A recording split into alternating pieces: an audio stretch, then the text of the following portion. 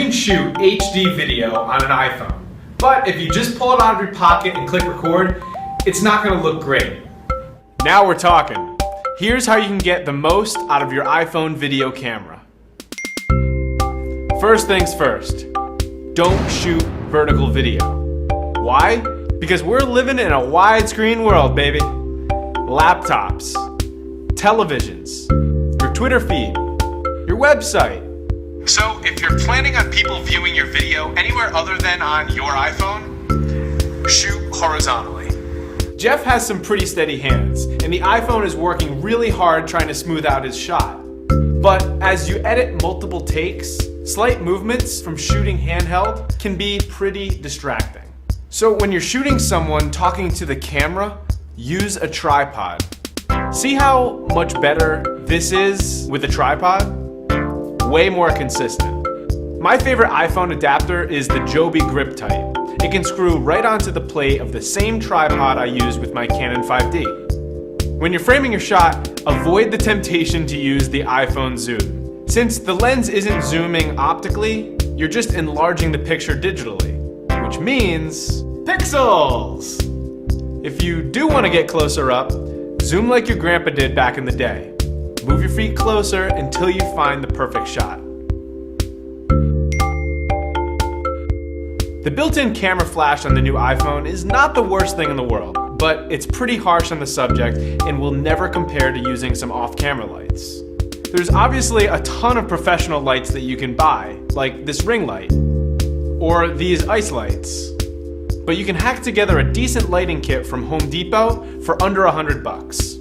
The iPhone looks great in natural light, so if you can't get your hands on any studio lights, position yourself facing a window and use the sun. Now, the iPhone will automatically focus and expose your shot, but I'd recommend using the exposure focus lock when you're shooting one person talking to the camera like this. This will save the camera from constantly trying to focus and then refocus while you're delivering your lines. A general rule for good sounding audio is to get your microphone as close to your subject as possible. What? You didn't think we were using the audio from the iPhone we were shooting with, did you? For this shot, we have another iPhone directly above my head recording a voice memo. Clap once at the beginning of each take so you have a reference point to sync the good sound from the voice memo with the bad sound from the video. Another option is to use this KV microphone adapter.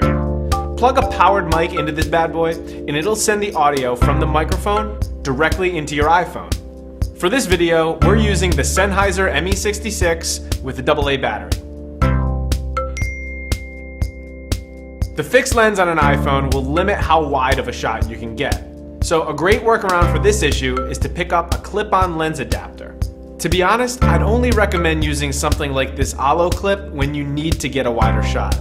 This is especially handy when you're shooting indoors or in small spaces. But now, let's talk about the best effect, and the only reason I paid for a new phone before I was due for an upgrade.